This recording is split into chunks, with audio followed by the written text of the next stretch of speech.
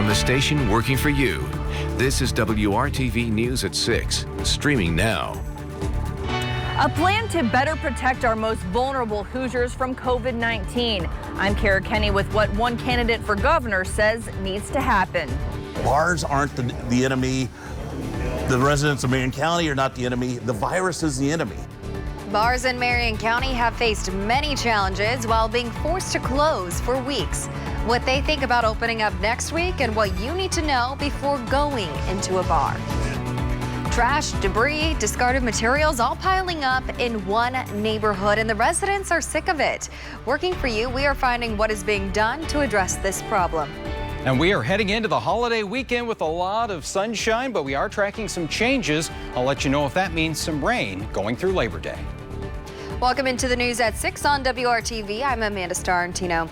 The Democratic candidate for governor says Indiana is not doing enough to protect our most vulnerable from COVID-19. 60% of the state's COVID-19 deaths have happened in long-term care facilities. Dr. Woody Myers says it's proof the state needs to do better. WRTV Investigates' Kara Kenny has been tracking concerns in nursing homes since the beginning of the pandemic and joins us now with what he says needs to change. Governor Holcomb and his administration have said since March the state's most vulnerable population is their top priority. But Holcomb's challenger says the numbers show otherwise. Every day, about 27 nursing home residents test positive for COVID-19. And every week, about 24 die from the virus.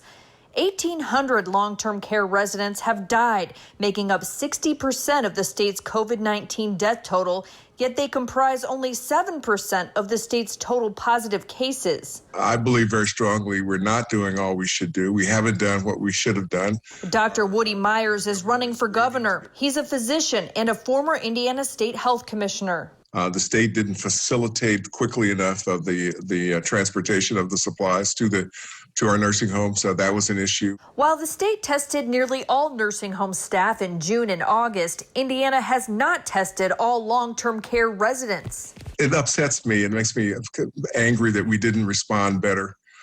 So what should we do right now? Our testing resources should really be concentrated in places where the virus is most prevalent. And we know that our nursing home patients are at most risk, and so they should get additional testing resources. Myers' plan also calls for the creation of a COVID-19 long-term care task force, updating what he calls the state's antiquated reporting system, increasing contact tracing to nursing homes, and opposes blanket immunity for nursing homes sued for negligence during this health crisis, and enhances whistleblower protections. We can organize ourselves better as a state to manage this pandemic in a way that would help reduce these unnecessary deaths of these people we love. The federal government is sending testing kits to long-term care facilities throughout Indiana. Indiana nursing homes have received 200 antigen tests that will allow for quick results. We know immediately that we need to cohort that individual and separate them, whether that's a staff member or a worker there or a resident of the facility, and we know that we need to do additional testing. So the ability to have that on site and be able to respond very quickly makes a big difference versus that 24, 36-hour lag period of sending a test away. Myers also criticized the Holcomb administration for taking 5 months to post the state's long-term care dashboard, showing where residents have died and where outbreaks are occurring. Our current governor has promised and failed on his promise of transparency. They made up reasons that were just not based in law as to why they couldn't do what we all knew they could do. State Health Commissioner Dr. Chris Bach says the state is working on a plan that would allow long-term care facilities to do all of their testing in-house. Working for you, Kara Kenny, WRTV. Governor Holcomb's campaign says through every step of this global pandemic, Governor Holcomb has prioritized the health of Hoosiers, including those who call long-term care facilities home, their families, and our healthcare workers. While Woody advocates for more bureaucracy, Governor Holcomb continues to provide the necessary support and resources to help stem the impact of this pandemic on our vulnerable communities, end quote. We also reached out to the Indiana Healthcare Association, who told us starting September 2nd, a new federal regulation requires testing of all residents and staff when one new case of COVID-19 is found within a facility. They told us this testing must take place every 3 to 7 days until no new positive cases are found. You can read Dr. Woody Meyer's entire plan in this story on our website, WRTV.com, and the WRTV app. The state releasing new COVID-19 numbers today. The Indiana Department of Health confirms 1,044 additional cases of COVID-19, which is actually a decrease from yesterday. 97,884 people in Indiana have been diagnosed with the coronavirus since the pandemic began. The Department of Health reports 17 additional deaths, which is an increase from yesterday.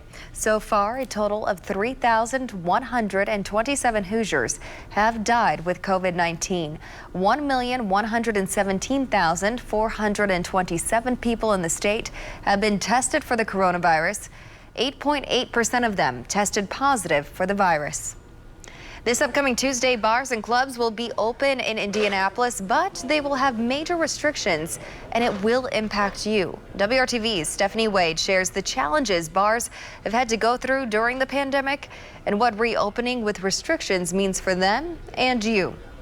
Marion County public health orders have kept bars that are age restricted to 21 and older and do not serve food closed for weeks, many struggling to survive and uneasy about even reopening come Tuesday. I expect that we're probably going to lose 10 or 15% of the small independent bars in Indiana when this is all said and done, and this still isn't over. Brad Kloffenstein is the president of the Indiana Licensed Beverage Association, which represents independent bars across the state. The pandemic's been crushing to our members.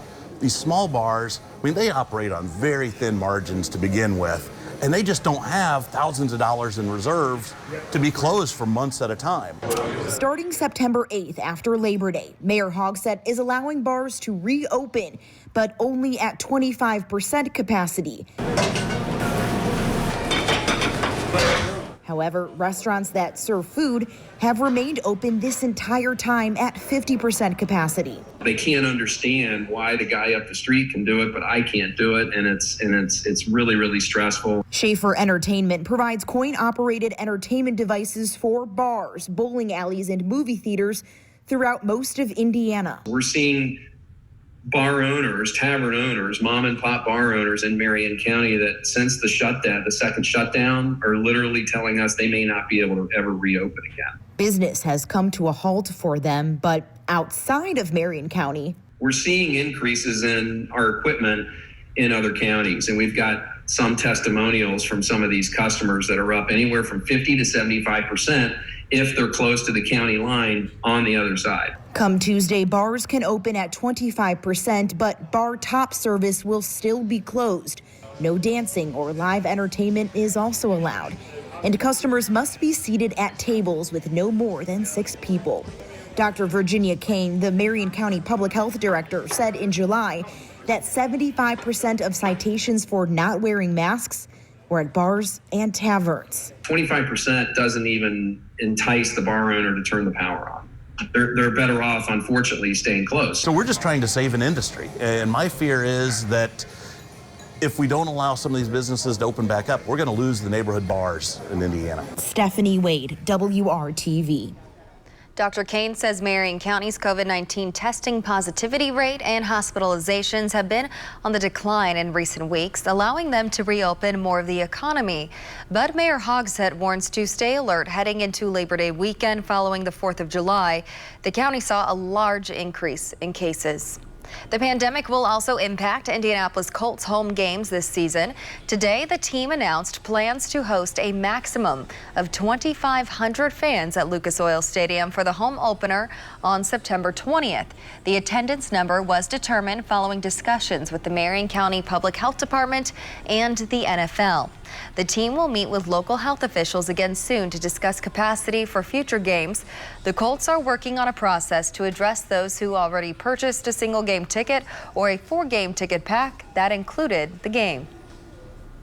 We are getting so much closer to football season and, of course, fall. This weekend marks the unofficial end of summer, but we still have some more warmth coming our way out there this afternoon, though. Enjoying that sunshine. 77 in Indianapolis, close to 80 in Lafayette, Bloomington at 77. It has been a little breezy. These winds will start to subside a little bit here with sunset, but as we look off to the west, the 80s are starting to build, and this is going to be moving our way as we go into the next couple of days. But what's not moving our way is rain. That is sinking off to the southeast as high pressure continues to dominate our weather pattern. That's what we like to see heading into a 3-day weekend here.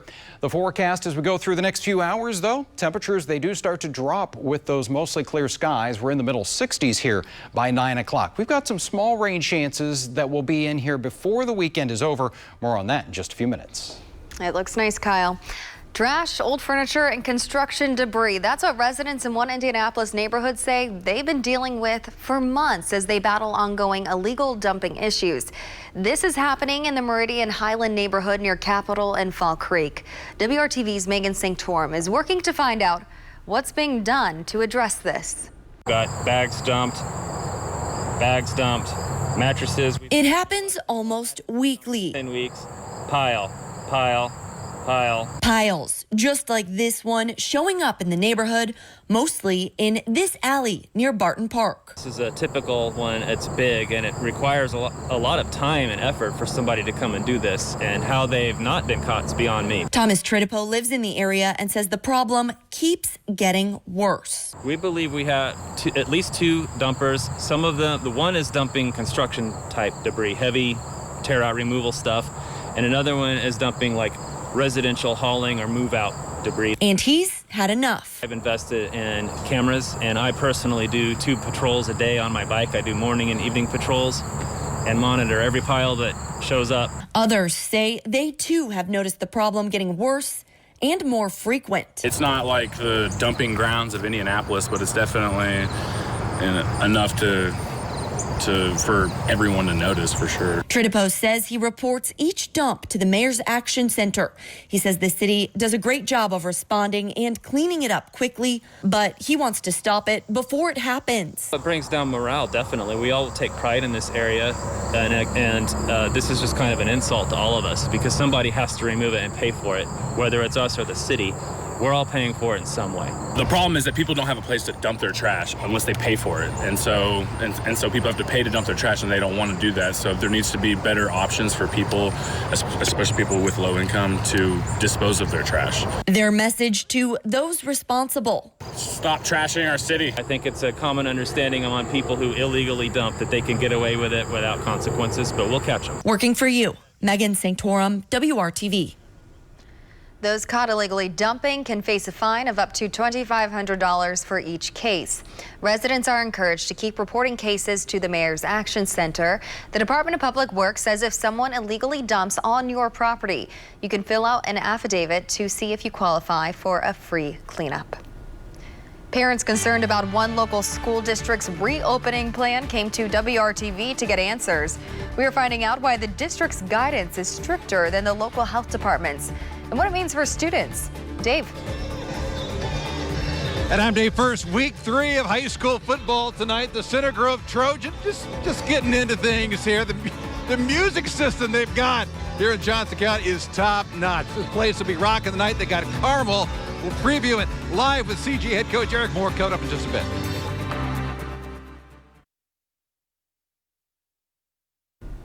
Welcome back. Parents in Washington Township are reaching out to WRTV about their concerns with the district's new reopening guidance. They have even started a petition hoping to get that plan changed. Washington Township students have been doing virtual learning since the new school year started on July 30th. In a new plan posted to the district's website, it states in order for students to return, the COVID-19 positivity rate must be 5% or lower in Marion County. 2 weeks after the rate drops below that threshold, elementary students would return in stages to full-time in-person learning 5 days a week. Grades 6 through 12 would start a hybrid schedule 2 weeks after the elementary students return. I was really frustrated with the new plan only allowing for students to return in person with 5% or less positivity rate within Marion County. We weren't given the opportunity to provide input to the plan that was ultimately approved.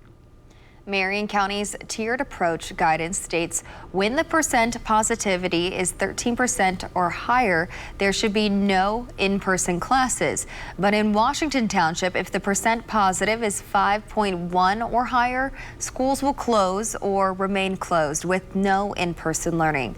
Right now, Marion County is at 5.2%.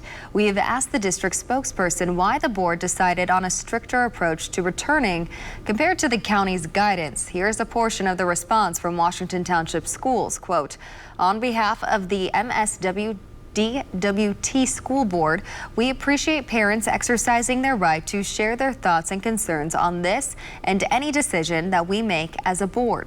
Some voice opinions in opposition and some in support of these decisions. As a board, these decisions during a pandemic have been by far the toughest decisions we have made as a board. We will continue to weigh delicate balance between getting our students back into school and the health and safety of students and staff, end quote. And whether school was inside the classroom or remote, hopefully you got outside like these people did, Eagle Creek Park there, and enjoyed some lunch out with the sunshine, lower humidity, taking advantage of some of that nice weather here as we head into the holiday weekend. And maybe you've got some plans to be out on the lake this weekend. Looking pretty good here. Afternoon temperatures are going to make their way into the lower 80s. That lake temperature right around 80 degrees, so it's still very warm as well. But with that sunshine, make sure you got the sunscreen. The UV index running very high. Temperatures right now generally in the 70s. You got 80 degrees though in Connorsville. It's 76 in Greencastle, Greenfield at 75. Some very comfortable mornings coming our way. Tomorrow morning we are in the middle 50s, close to 60 degrees here on Sunday, and those numbers do increase a little bit as we go into Labor Day. But tonight down into the lower middle 50s for some locations, 54 degrees in Columbus, 55 in Lafayette with those clear skies, and again a fairly light wind that's been a little breezy today. It'll get breezy again tomorrow afternoon, but we are going to keep that sunshine around here for your Saturday. And temperatures that do start to respond as that wind comes out of the southwest for us. We're already back into the low 60s at 9 a.m., lower 70s for you at 11 o'clock in the morning, and the afternoon highs will be a couple degrees warmer than we were today. We'll make it back into the lower 80s in most spots, 82 in Indy and Columbus for your Saturday afternoon, right around 83 in Lafayette. And again, the humidity, it's not really going to creep up here until we get into the day on Sunday. Now, we'd like to have some dry weather for the holiday weekend, but some of us could use some rain. We noticed the drought monitor here getting some dry conditions, especially over the northern portion of the state, even some drought developing there around Peru and Logansport. The rain chances are going to remain fairly low here as we go into early next week, only about 30% as we get into the middle of the week. And here you see on TrueCast Sunday afternoon, increase in clouds. Looks like the rain chances staying out of here then. But as we go into Monday, one front will try and move in here and bring in a couple of showers. Shouldn't wash out, though, your Labor Day plans at all. Here's a look at the 7-day planning forecast. 85 on Labor Day, middle 80s again on Tuesday. Then the rain chances come up a little bit. Much cooler by the end of next week with those highs only in the 70s. All right, you ready for some football? We know Dave First is, and Dave this evening going to have that fall football feel in the air. It feels like fall, and that's just fine. Week 3, Kyle, of high school football in the state of Indiana. Big one tonight. Center Grove is the top-ranked Trojans take on 6th-ranked Carmel. I had to bring on Eric Moore. This is my last Friday night at WRTV. I can't believe it. So I got to go to you. You and I have known each other really since you started here at Center Grove. It's been like 20 years. You are Friday Night Football. I don't know. I'm lost without you. Maybe I should quit too. No, I think you're fine. But I'll tell you what, I sure appreciate all the coverage you've given my school and the other schools and the quality job you do. Thank you. The first-class job you do. Great your professionalism, and you do just a tremendous job making the kids feel good about themselves. And you always make the schools look great. And even old fat great guys like me, you look great. So with that, I want, as you're leaving, what do you got here? Just so you remember, this is the 23rd Copper Kettle game, and you've been around for about 20 of them. I've covered every one of them, And I'm going to let you out the door here with a piece of Center Grove football. That's awesome. And with this, with love, that's awesome. And gratitude, we thank you so much for all you've meant for high school football in the state of Indiana, Dave. Good luck to you and your family and your new job. And thank you. I can't wait to hear you on the radio maybe again sometime. But hey, tonight's a great game. Carmel versus Center Grove. I was gonna say it's a great game, Hey, right? I'll tell you what. I remember the one time we have so many stories that we were up at Carmel, and you took me on the cart to do an interview, and we went to the Carmel students, and I played a little soft toss and ate one of them's hamburger, and they got mad at me, so you had to get me out of there. But it's a great rivalry between two great communities, two great schools, two great high school football teams. It's a big conference game as well. Big conference game as well. It's always fun. First class Carmel and first class kids at Center Grove, and we're just glad that we can share this with you and everybody tonight. And oh, by the way, it's a rematch of the 6A championship game from last year. We're going to mention that right now. Well, I mean, it's okay. That didn't work out so well then, but I mean, that's how big this game is. We've just had so many great close football games. Won a couple, lost a couple. It's just been an unbelievable series. But you've made my job here happy. When we do high school football on Friday, when my kids see you, we feel like day first here, it's got to be important. The beauty of it is Eric comes over and he goes, is this going to be live? You're going to cut this up. I said, no, this is going to be live. We do everything live. We do it all tonight. Obviously, Carson Steele is going to be key tonight for you. Yeah, David Jackson, your quarterback. So, the quarterback job, just make the plays we need your you to make. Your defense has been really good. Our defense has really been lights out. Their defense is good. They have a great offense. It's just two good football teams, You can throw records and all that standing stuff out. When we play, it usually gets down to the nitty-gritty at the end, and crazy stuff happens. Highlights of this one, Brad Brown's got a couple of games as well. LNLC, Tipton, Heritage Christian. This is the big one, though. Highlights at 11 o'clock. Good luck. I got you a medium because you look so fit. I've been losing weight. Unbelievable. I've been working out. I need to work out with you, I guess. We'll talk about that. News at 6 continues after this quick timeout. Whether you're planning to fire up the barbecue or just head outdoors this holiday weekend, some nice weather for it. We'll warm those temperatures up a little bit, just a small rain chance by Monday. Thanks for joining us. We'll see you at 7.